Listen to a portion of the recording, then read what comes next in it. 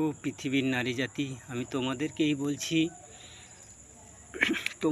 বলছি এই কারণেই নারীর কথা আমি বেশি বলি কেন। নারীকে শয়তান বেশি ধরে। নারী যে নরম, নারীর মন যে নরম, অল্পতেই মন গলে যায়, তাই শয়তান নারীকেই বেশি ধরে।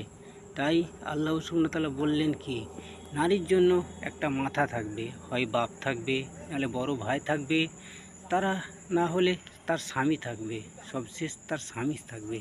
তাহলে আমরা যদি বাবার কথা শুনবো না, মায়ের কথা শুনবো না এবং স্বামীর কথা শুনবো না, তাহলে আমরা কার কথা শুনে আমাদের মাথার উপর কে থাকবে? তাই কোনো স্বামী যদি তার স্ত্রীকে শাসায় কিংবা বলে, সেটাকে খারাপ ভেবো না। আল্লাহ সুবহানাহু ওয়া তাআলার নির্দেশ, তুমি যদি কোনো খারাপ কাজ করো তোমার স্বামীকে কৈফিয়ত লাগবে। তাই তো তোমার স্বামী মূর্খ জাতি, যেটা বোঝে না সে তোমাকে কিছুই বলবে না, কিন্তু যারা বোঝে, তোমাকে ভালোবাসে, ভালো রাখতে চাই, সেই তোমার খবর নিয়ে তোমাকে কিছু বলতে চাই। তাই স্বামীর কথা